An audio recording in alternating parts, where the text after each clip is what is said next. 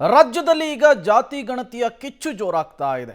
ಪರ ವಿರೋಧದ ಚರ್ಚೆಯ ನಡುವೆನೆ ಮಹತ್ವದ ಕ್ಯಾಬಿನೆಟ್ ಮೀಟಿಂಗಿಗೆ ಕ್ಷಣಗಣನೆ ಆರಂಭ ಆಗಿದೆ. ರಾಜ್ಯದಲ್ಲಿ ಜಾತಿ ಗಣತಿ ವರದಿಯ ಜಟಾಪಟಿ ಮುಂದುವರೆದಿದೆ. ಕೆಲವೇ ಕ್ಷಣಗಳಲ್ಲಿ ವಿಶೇಷ ಕ್ಯಾಬಿನೆಟ್ನಲ್ಲಿ ವರದಿಯ ಬಗ್ಗೆ ಚರ್ಚೆ ಆಗುತ್ತೆ. ಪಬ್ಲಿಕ್ ಟಿವಿಯಲ್ಲಿ ಈಗ ಮತ್ತೊಂದು ಬಿಗ್ ಎಕ್ಸ್ಕ್ಲೂಸಿವ್. ಕ್ಯಾಬಿನೆಟ್ಗೆ ಸಿದ್ಧವಾಗಿರುವ ರಹಸ್ಯ ಟಿಪ್ಪಣಿ ಪಬ್ಲಿಕ್ ಟಿವಿಗೆ ಲಭ್ಯವಾಗಿರುವಂಥದ್ದು. 11 ಪುಟಗಳ ರಹಸ್ಯ ಟಿಪ್ಪಣಿಯನ್ನು ಸಿದ್ಧಪಡಿಸಿರುವ ಹಿಂದುಳಿದ ವರ್ಗಗಳ ಕಲ್ಯಾಣ ಇಲಾಖೆ. ರಾಜ್ಯದಲ್ಲಿ ಜಾತಿ ಗಣತಿಯ ವರದಿ ಜಟಾಪಟಿ ಜೋರಾಗ್ತಾ ಇರುವ ಬೆನ್ನಲ್ಲೇ ವಿಶೇಷ ಕ್ಯಾಬಿನೆಟ್ ಮೀಟಿಂಗಿಗೆ ಕ್ಷಣಗಣನೆ ಆರಂಭ ಆಗಿದೆ.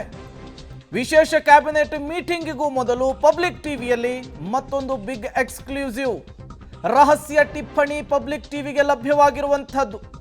11 ಪುಟಗಳ ರಹಸ್ಯ ಟಿಪ್ಪಣಿಯನ್ನು ಸಿದ್ಧಪಡಿಸಿಕೊಂಡಿರುವಂತಹ ವಿಚಾರ ಪಬ್ಲಿಕ್ ಟಿವಿಗೆ ಗೊತ್ತಾಗಿದೆ.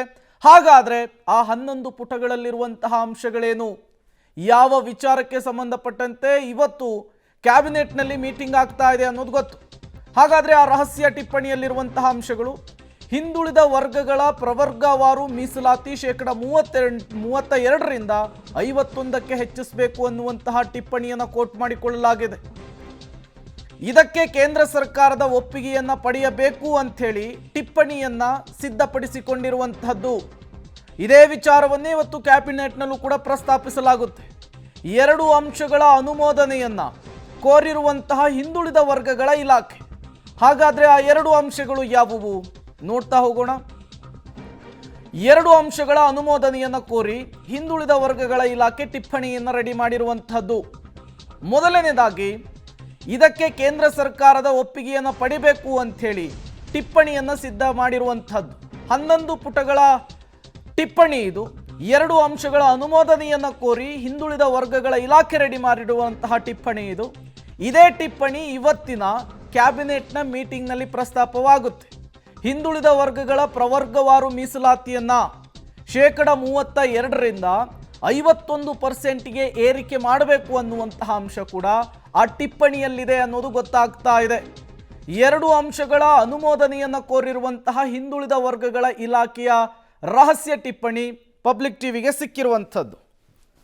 ಮತ್ತಷ್ಟು ಡೀಟೇಲ್ಸ್ ಅನ್ನು ಕೊಡ್ತಾರೆ ರವೀಶ್, ನೇರ ಸಂಪರ್ಕದಲ್ಲಿ ಜಾಯಿನ್ ಆಗಿದ್ದಾರೆ. ರವೀಶ್, ಕೆಲವೇ ಕ್ಷಣಗಳಲ್ಲಿ ಕ್ಯಾಬಿನೆಟ್ ಮೀಟಿಂಗ್ ಆರಂಭ ಆಗುತ್ತೆ.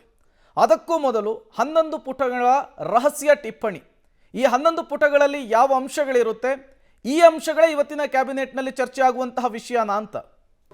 ಪ್ರಮುಖವಾಗಿರ್ತಕ್ಕಂಥದ್ದು ಈ ಒಂದು ಹಿಂದುಳಿದ ವರ್ಗಗಳ ಕಲ್ಯಾಣ ಇಲಾಖೆ ಅಡಿಯಲ್ಲೇ ಬರ್ತಕ್ಕಂಥದ್ದು ಈ ಒಂದು ಜಾತಿ ಗಣತಿ ವಿಚಾರ, ಈ ಸಮೀಕ್ಷೆ ವರದಿ.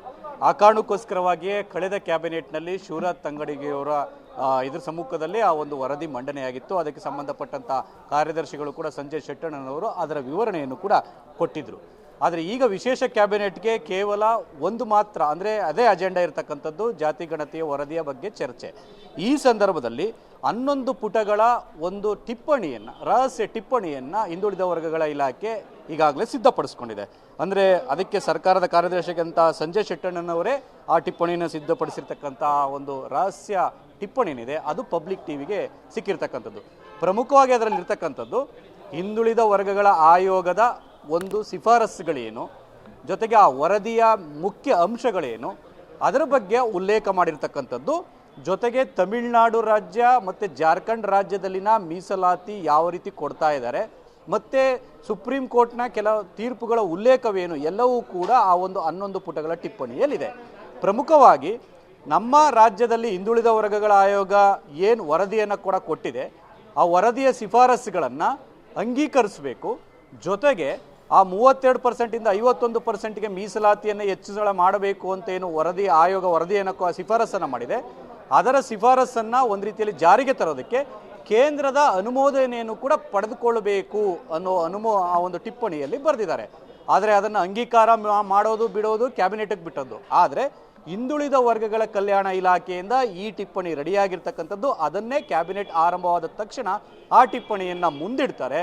ಹಾಗಾಗಿ ಸಚಿವರುಗಳ ಅಭಿಪ್ರಾಯವನ್ನು ಪಡೆದು ತದನಂತರ ಆ ವರದಿಯಲ್ಲಿ ಹಿಂದುಳಿದ ವರ್ಗಗಳ ಕಲ್ಯಾಣ ಇಲಾಖೆ ಕೊಟ್ಟಿರ್ತಕ್ಕಂಥ ಟಿಪ್ಪಣಿಯನ್ನು ಒಪ್ಪಬೇಕು, ಅಲ್ಲೆಲ್ಲ ಕೆಲ ಅಂಶಗಳನ್ನು ಒಪ್ಪಬೇಕು ಅಥವಾ ಬಿಡಬೇಕು ಅನ್ನೋದನ್ನು ಕೂಡ ಡಿಸೈಡ್ ಮಾಡ್ತಾರೆ. ಹಾಗಾಗಿ ಎಲ್ಲ ಒಂದು ಕಡೆ ಜಾತಿ ಗಣತಿ ವರದಿಯನ್ನು ಒಂದು ರೀತಿಯಲ್ಲಿ ಸಾರಾಸಗಟಾಗಿ ತೆಗೆದಾಕ್ಬಿಡ್ತಾರೆ ಅಥವಾ ಅದನ್ನು ಒಪ್ಪೋದಿಲ್ಲ, ಇವತ್ತೇನು ತೀರ್ಮಾನ ಆಗೋದಿಲ್ಲ ಅನ್ನೋ ಏನು ರೀತಿ ಚರ್ಚೆಗಳಿತ್ತು. ಅದಕ್ಕೆ ಪೂರಕ ಎಂಬಂತೆ ಈ ಟಿಪ್ಪಣಿ ಸಿಕ್ಕಿರ್ತಕ್ಕಂಥದ್ದು. ಹಾಗಾಗಿ ಈ ಟಿಪ್ಪಣಿ ಆಧಾರದ ಮೇಲೆ ಚರ್ಚೆ ಆಗುತ್ತೆ, ಜೊತೆಗೆ ಸಚಿವರ ಅಭಿಪ್ರಾಯದ ಬಳಿಕ ಅಂತಿಮವಾಗಿ ಕ್ಯಾಬಿನೆಟ್ ತನ್ನ ತೀರ್ಮಾನವನ್ನು ತೆಗೆದುಕೊಳ್ಳುವ ಸಾಧ್ಯತೆ ಇದೆ. ಪ್ರೇಮ್.